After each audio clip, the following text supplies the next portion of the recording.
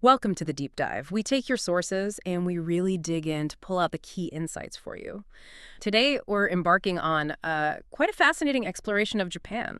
You've asked us to unpack how Japan is grappling with its, well, unique demographic challenges, and also to look into the shifts happening in its investment scene and, what lessons other countries might take away.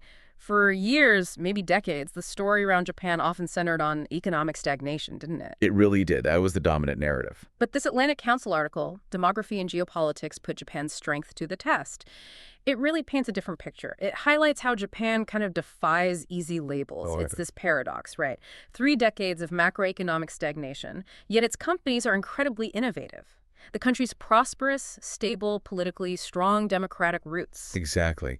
And that resilience, that sort of persistent, almost stoic approach the article mentions, that's key. They seem to see these demographic shifts not just as a problem, but maybe uh, a catalyst, a driver for new solutions. A catalyst, okay. So that's what we're digging into. How they're innovating in the face of this super aging society and what it means for the future, especially for investment. And we'll be pulling together insights from, government reports, financial analyses, even some online discussions to give you the full picture of how Japan's evolving. Okay, let's start with that core challenge, Ian. The Atlantic Council article calls the demographics a major test. What does that actually look like on the ground for the population, the Yeah. workforce? Well, stepping back, you see Japan facing this demographic shift that's pretty much unprecedented globally. Sources like Direct Industry e-magazine, the Carnegie Endowment, they point out that folks 65 and older, they're already over a quarter of the population, Over a quarter. Wow. and projections show that rising. Maybe a third by the end of the next decade, potentially even 40% by 2060. 40%. Yeah, and the total population, it's shrinking.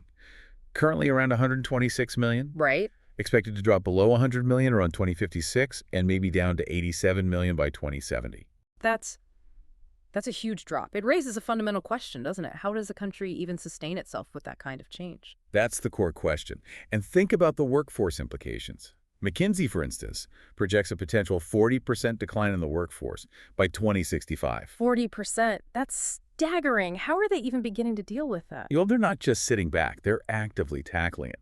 There's an article from Nippon, is Japan's senior workforce surge, that's quite revealing. It shows that about a third of Japanese people between 70 and 74 are still working, actively working. A third in their early 70s. Yes. And in 2022, you had over 9 million workers aged 65 or older. That's like 13.6% of the total workforce, 1 in 7. 1 in 7 workers over 65. And even if you look at the 75-plus bracket, 11% are still working.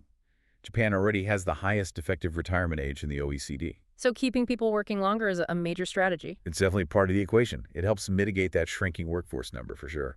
Okay, so extending working lives is one thing, but Japan's also known for tech. How is technology playing a role here? Is it about augmenting what people can do, transforming the work itself? That's exactly it. You have a nation known for tech prowess, facing this huge challenge. You'd expect them to leverage that, right? Nice sense. And they are. The Carnegie Endowment paper, Japan's Aging Society as a Technological Opportunity, actually frames it that way. It sees aging not just as a burden, but as a chance for global tech leadership. And the focus, interestingly, is often on worker automation and skill augmentation, not just outright replacement. Augmentation, not just replacement, that's a key distinction. Right. Enabling workers, making them more productive, maybe making jobs less physically demanding. And the government is really backing private sector efforts here. Can you give us some concrete examples? Where is this tech making a difference? Absolutely. Let's look at construction. The average age of equipment operators is going up. So Komatsu introduced what they call ICT construction equipment. Yeah, think semi-automatic excavators, computer-controlled bulldozers. The cool thing is they let workers with maybe less skill or physical strength do really complex tasks, Like what kind of tasks? like carving precise angles, creating perfectly flat surfaces, things that used to require a lot of experience.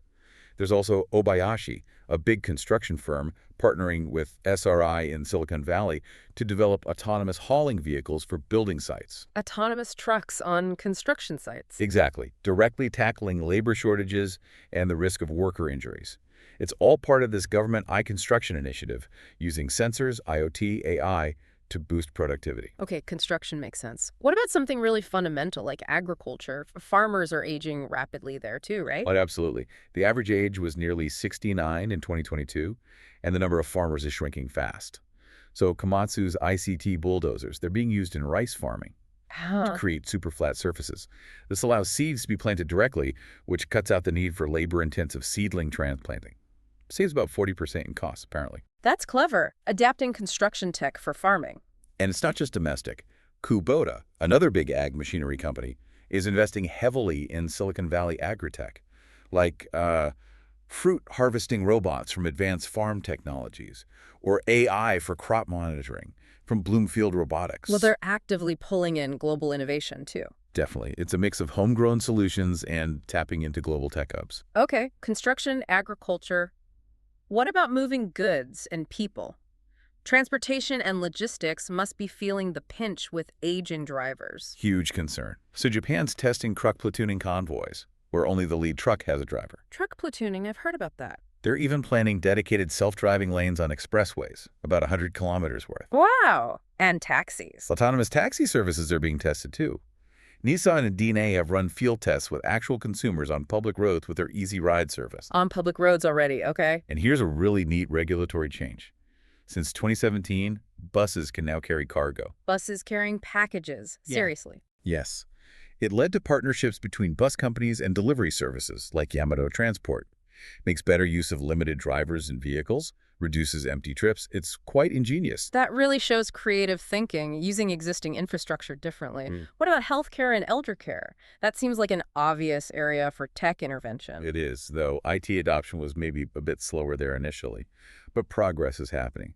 Things like cloud-based medical imaging services like LookRec from MNES. They allow remote diagnoses, which helps because Japan has lots of imaging machines, but fewer specialists to read them. Connecting specialists remotely. Smart. There's also Kinamic Network, an online system linking home care services, nurses, caregivers, pharmacies, trying to keep more people cared for at home, which is often preferred and cheaper. And robotics. Wow. I always hear about robots in Japanese elder care.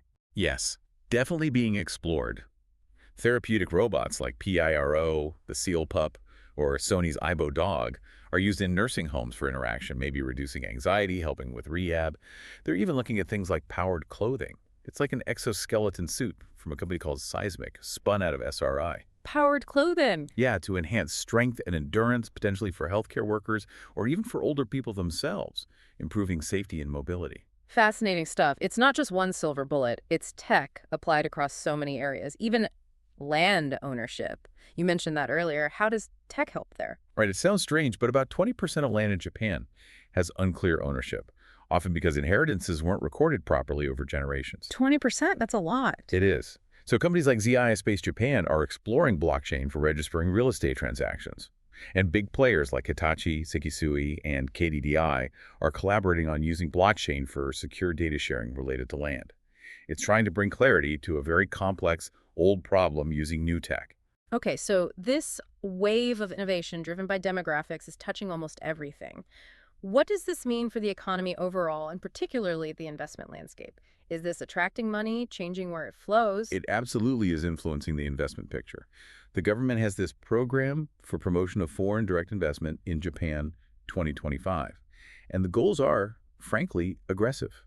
They want to more than double the stock of foreign direct investment, the FDI balance, from about 53 trillion in 2024 to 120 trillion by 2030. Double it in just 6 years. And then aiming for 150 trillion Yeah. soon after. They're doing things like securing land for key industries like semiconductors, promoting startups globally, trying to attract skilled foreign workers, even speeding up English translations of laws. A real push to open the doors wider for foreign capital. Definitely. But there's also a huge internal shift happening, highlighted in that AME source, golden opportunities in Japan. Japanese households hold something like $14 trillion in assets. But historically, over half of that has just sat in cash or low-yield deposits. Just sitting there. Unlike the U.S., say. Yeah, very different. In the U.S., it's maybe 13% in cash. So the Japanese government is actively trying to change that saving culture into an investing culture. They even have a goal to double household investment income using tools like the expanded NISA, the Nippon Individual Savings Account, which is tax exempt. So trying to get all that saved cash working in the economy, what kind of investments are people moving towards them? Well, investors, both institutional and increasingly retail, are looking beyond traditional stocks and bonds for better returns. Alternatives are getting popular. Private credit is attractive, offering higher yields, especially with the yen having been weaker. Okay. Private equity, too, for that potential to outperform public markets. And infrastructure, stable cash flows, inflation hedge makes sense in this environment. So a move towards alternatives, has that been smooth? Mostly, yes. Although one report from Coalition Greenwich did note a bit of a slowdown, a sort of pumping of the brakes from some institutions on private assets in 2024. That seemed linked to the Bank of Japan finally tightening policy a bit and Japanese government bond yields rising, making domestic bonds slightly more attractive again. Ah, so some recent headwinds, but the overall trend is towards alternatives. The underlying shift seems quite significant. Yeah, it's a big opportunity for global asset managers. And what about the companies themselves? You mentioned innovation, but also this idea of cash-rich companies. Right. Nikko AM Insights talks about this. Many Japanese companies have huge cash piles, more cash than debt. Historically, they tended to hoard it. But now, corporate governance reforms are pushing them hard to use that cash more effectively. Yeah. Shareholder distributions, buybacks, dividends, which have hit record highs, or investing in future growth. They're also unwinding complex cross-shareholdings between companies. Making them more shareholder-friendly, basically. Exactly. And you can't ignore the Buffett effect. Warren Buffett significantly increased his stakes in Japanese trading houses. That definitely turned heads. It drew global attention back to Japanese stocks, which many see as undervalued compared to, say, U.S. stocks, on metrics like price to sales or price to book. Even though the main index, the Nikkei 225, has been pretty flat in dollar terms for a long time. So governance reforms plus value perception. Interesting mix. And what about that Reddit thread you mentioned? Property prices rising in Tokyo despite a falling population. How does that work? Yeah, it seems counterintuitive, right? Yeah. But it highlights a couple of things. One is urbanization. People are still moving into big cities like Tokyo, even if the overall population shrinks. Okay, concentration in cities. And demand for space per person is actually increasing. More single-person households, families wanting more rooms. So even with fewer people, you might need similar or more total housing space in desirable areas. Right, changing household structures. Plus, as the Reddit discussion pointed out, you have foreign real estate investors seeing opportunity, maybe speculation, and just the general effect of increased money supply potentially pushing up asset prices. It's not a simple picture. Definitely not. Okay, so we've seen the challenge, the really impressive innovation across sectors, the shifting investment scene.